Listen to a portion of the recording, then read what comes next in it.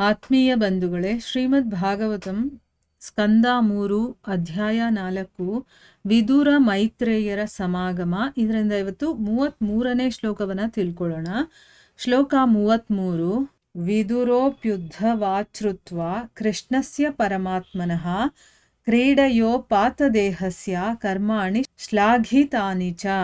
ಅನುವಾದ: ಮರ್ತ್ಯಲೋಕದಲ್ಲಿ ಪರಮಾತ್ಮನಾದ ಪ್ರಭು ಶ್ರೀಕೃಷ್ಣನ ಆವಿರ್ಭಾವ ಮತ್ತು ಅದೃಶ್ಯಗಳ ವಿಚಾರವನ್ನು ಉದ್ಧವನಿಂದ ವಿದುರನು ಕೇಳಿದನು. ಅದು ಸತತ ಪ್ರಯತ್ನದಿಂದ ಮಹರ್ಷಿಗಳು ತಿಳಿಯ ಬಯಸುವ ವಿಷಯವಾಗಿದೆ.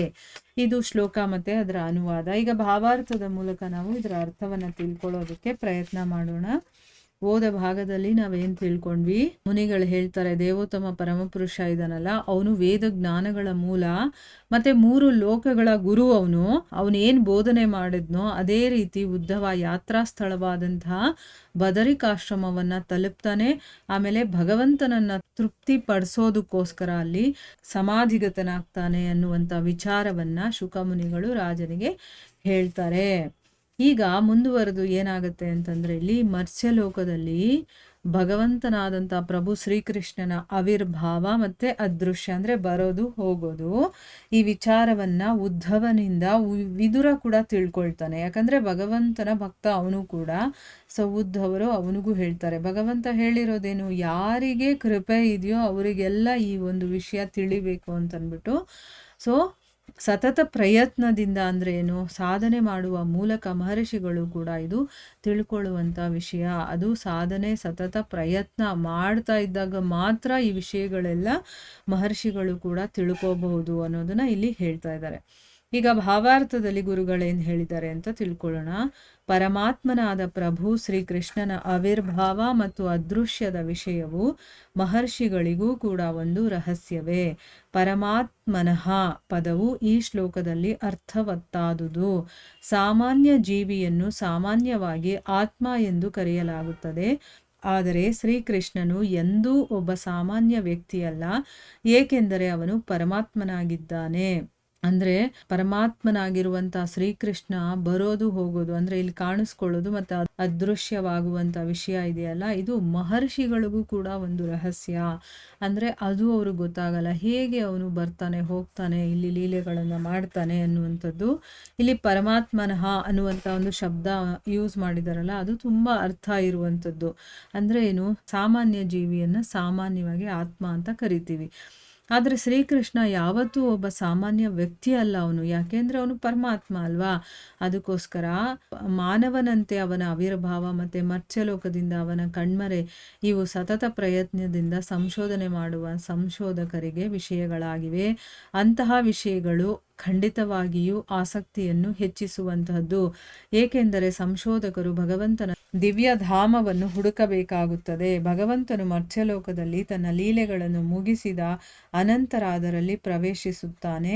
ಮಹರ್ಷಿಗಳಿಗೂ ಕೂಡ ಭೌತಿಕ ಆಕಾಶದಿಂದ ಆಚೆಗೆ ಇರುವ ಪರವ್ಯೋಮದ ವಿಚಾರವೇನೂ ತಿಳಿದಿಲ್ಲ.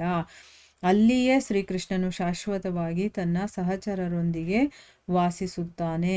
ಹಾಗಿದ್ದರೂ ಅದೇ ಸಮಯದಲ್ಲಿಯೇ ಮರ್ತ್ಯಲೋಕದಲ್ಲಿ ಎಲ್ಲ ಬ್ರಹ್ಮಾಂಡಗಳಲ್ಲಿ ಒಂದರ ಅನಂತರ ಮತ್ತೊಂದರಂತೆ ತನ್ನ ಲೀಲೆಗಳನ್ನು ಪ್ರದರ್ಶಿಸುತ್ತಾನೆ. ಈ ವಿಚಾರವನ್ನು ಬ್ರಹ್ಮ ಸಂಹಿತೆಯಲ್ಲಿ ದೃಢಪಡಿಸಲಾಗಿದೆ. ಅಂದ್ರೆ ಇಲ್ಲಿ ನಾವು ಹೇಗೆ ಈ ಒಂದು ಜಗತ್ತಲ್ಲಿ ಹುಟ್ತೀವಿ ಮತ್ತೆ ಸಾಯ್ತೀವಿ ಅಲ್ವಾ. ಅಂದ್ರೆ ನಾವು ಹುಟ್ಟೋದು ಮತ್ತೆ ಸಾಯೋದು ಬೇರೆ, ಆದ್ರೆ ಭಗವಂತ ಇದಾನಲ್ಲ, ಅವನು ಇಲ್ಲಿ ಆವಿರ್ಭಾವ ಹೇಗೆ ತಗೊಳ್ತಾನೆ ಮತ್ತೆ ಮತ್ಸ್ಯಲೋಕದಿಂದ ಅವನು ಕಣ್ಮರೆ ಹೇಗಾಗ್ತಾನೆ, ಇದು ಒಂದು ಸಂಶೋಧನೆ ಮಾಡುವಂತ ವಿಷಯ ಸಂಶೋಧಕರಿಗೆ ಅಂತ ಹೇಳ್ತಾ ಇದ್ದಾರೆ. ಅಂದ್ರೆ ಅವರು ಹುಡುಕಾಟ ನಡೆಸೋರು ಇರ್ತಾರಲ್ವಾ ಆಧ್ಯಾತ್ಮಿಕತೆಯಲ್ಲೂ ಕೂಡ. ಸೊ ಅದಕ್ಕೆ ಈಗ ಸಂಶೋಧಕರು ಈ ಒಂದು ಸಂಶೋಧನೆ ಮಾಡಬೇಕಾದ್ರೆ ಮೊದಲು ಭಗವಂತನ ದಿವ್ಯಧಾಮವನ್ನ ಹುಡುಕಬೇಕಾಗತ್ತೆ. ಆದ್ರೆ ದಿವ್ಯಧಾಮವನ್ನ ಹುಡುಕಬೇಕಾದ್ರೆ ಏನೇನೆಲ್ಲ ಕ್ವಾಲಿಟೀಸ್ ಇರಬೇಕು ಅನ್ನೋದು ಗೊತ್ತಿದೆ. ಭಗವಂತನ ಭಕ್ತರಾಗ್ಬೇಕು ಮೊದಲು. ಭಗವಂತನ ಭಕ್ತರ ಆಗದೆ ಭಗವಂತನ ಧಾಮದಲ್ಲಿ ಜಾಗನೇ ಇಲ್ಲ ಅಲ್ವಾ. ಭಗವಂತನ ಭಕ್ತರಾದ್ರೇನೆ ಅಲ್ಲಿ ಜಾಗ ಸಿಗೋದು. ಹಂಗಾದ್ಮೇಲೆ ಭಗವಂತನ ಭಕ್ತರಾಗಬೇಕು, ಆಮೇಲೆ ಅದರ ಸಾಧನೆಗಳನ್ನು ಮಾಡಬೇಕು, ಆಮೇಲೆ ಶುದ್ಧ ಸತ್ವಕ್ಕೆ ಬರಬೇಕು, ಆಮೇಲೆ ಭಗವಂತನ ವಿಚಾರಗಳು ನಮ್ಗೆ ಅರ್ಥ ಆಗೋದಕ್ಕೆ ಶುರುವಾಗುತ್ತೆ. ಅರ್ಥ ಆದ್ಮೇಲೆ ತಾನೇ ಅವನು ಸಂಶೋಧನೆ ಮಾಡೋದಕ್ಕಾಗೋದು. ಎಲ್ಲಿಂದನೂ ಎಲ್ಲಿ ಸಂಶೋಧನೆ ಮಾಡೋಕ್ಕಾಗುತ್ತೆ? ಈಗ ವೇದಗಳಲ್ಲಿ ಪುರಾಣಗಳಲ್ಲಿ ಇರೋದು ನಮ್ಗೆ ಅರ್ಥ ಆಗೋದಿಲ್ಲ, ಮಹರ್ಷಿಗಳಿಗೆ ಅರ್ಥ ಆಗೋದಿಲ್ಲ ಅಂತಂದಮೇಲೆ ಇನ್ನು ಸಾಮಾನ್ಯ ಮನುಷ್ಯರು ಸಂಶೋಧನೆ ಮಾಡೋಕ್ಕೆ ಹೋದರೆ ಅರ್ಥ ಆಗುತ್ತಾ? ಇಲ್ಲ. ಆದರೆ ಅದಕ್ಕೊಂದು ಅರ್ಹತೆಯನ್ನು ಪಡಿಬೇಕಾಗುತ್ತೆ. ಅದಕ್ಕೆ ಇಲ್ಲಿ ಹೇಳ್ತಾ ಇದ್ದಾರೆ, ಸಂಶೋಧನೆ ಮಾಡಬೇಕಾದ್ರೆ ಫಸ್ಟು ಸಂಶೋಧಕರು ಭಗವಂತನ ದಿವ್ಯ ನಾಮವನ್ನು ಹುಡುಕಬೇಕಾಗತ್ತೆ. ಆಮೇಲೆ ಭಗವಂತ ಮತ್ಸ್ಯಲೋಕದಲ್ಲಿ ಅಂದರೆ ಈ ಲೋಕದಲ್ಲಿದ್ದಾಗ ತನ್ನ ಲೀಲೆಗಳನ್ನು ಮುಗಿಸಿದ ಮೇಲೆ ಅವನು ಅದರಲ್ಲಿ ಪ್ರವೇಶ ಮಾಡ್ತಾನೆ.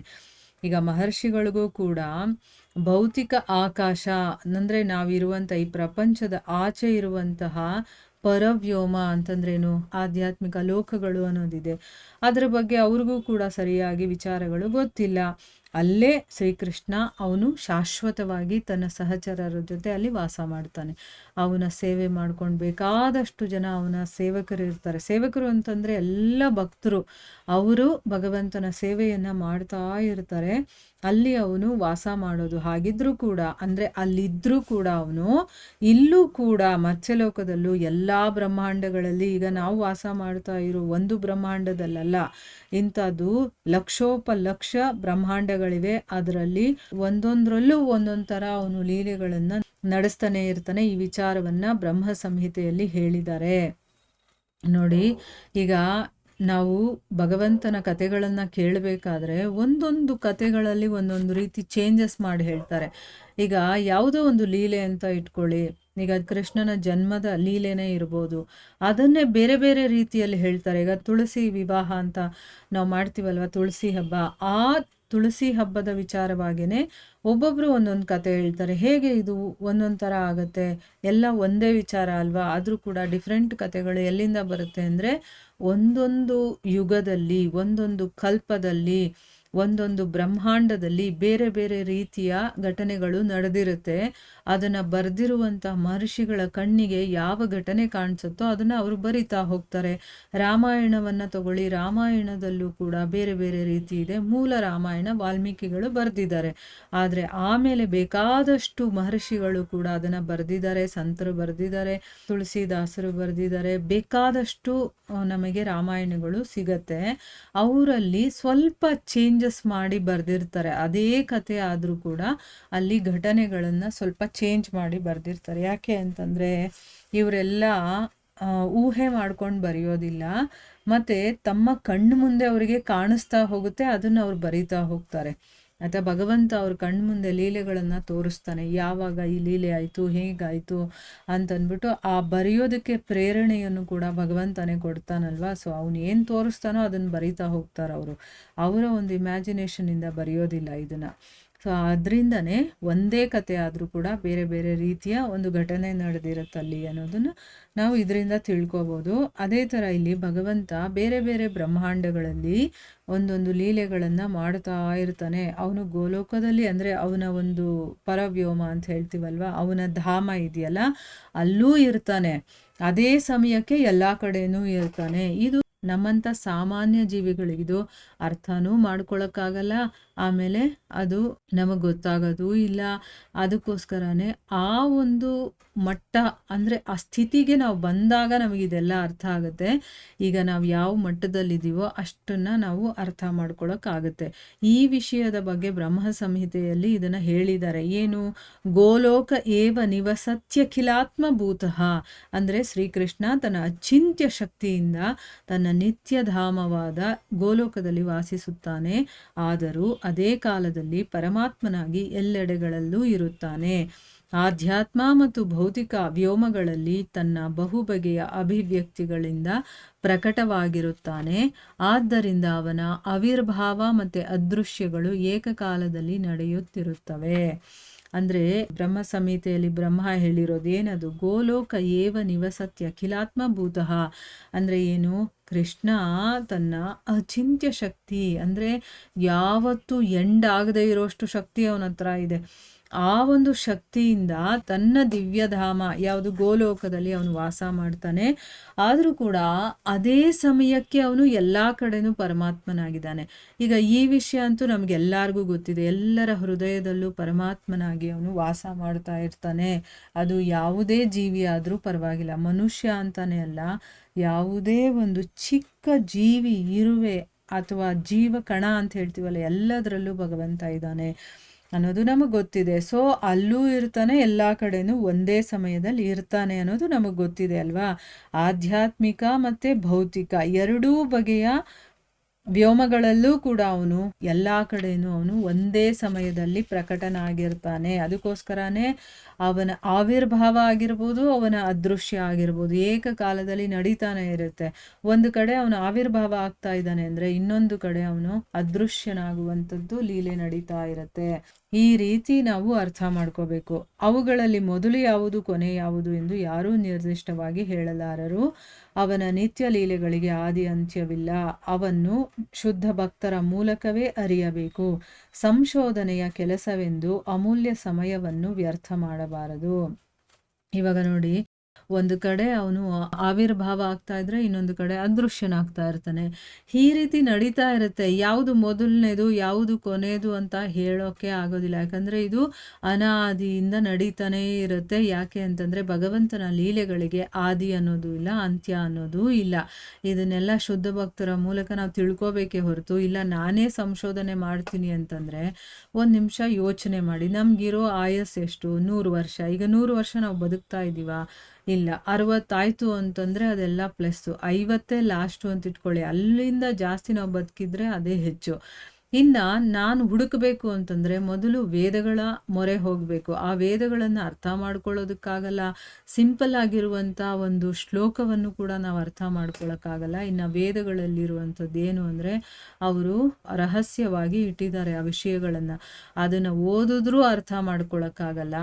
ಭಗವಂತ ಹೇಳಿರುವಂಥ ಭಗವದ್ಗೀತೆಯನ್ನೇ ನಾವು ಇದುವರೆಗೂ ಅರ್ಥ ಮಾಡ್ಕೊಳ್ಳೋಕ್ಕಾಗಲ್ಲ ಅಂತಂದಮೇಲೆ ಇನ್ನು ವೇದಗಳು ಕ್ಲಿಷ್ಟವಾಗಿರುವಂಥದ್ದು ಅರ್ಥ ಮಾಡ್ಕೊಳ್ಳೋಕ್ಕೆ, ಅದರಿಂದ ನಾವು ಹೇಗೆ ಅರ್ಥ ಮಾಡ್ಕೊಳ್ಳೋಕ್ಕೆ ಸಾಧ್ಯ?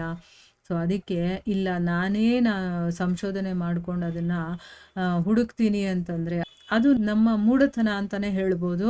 ಅದಲ್ಲದೆ ನಮಗಷ್ಟು ಸಮಯ ಕೂಡ ಇಲ್ಲ. ಒಂದೊಂದು ವೇದಗಳನ್ನು ಓದೋದಕ್ಕೆ ಎಷ್ಟೋ ಸಹಸ್ರ ವರ್ಷಗಳು ಬೇಕು ಅಂತ ಹೇಳಿದ್ದಾರೆ.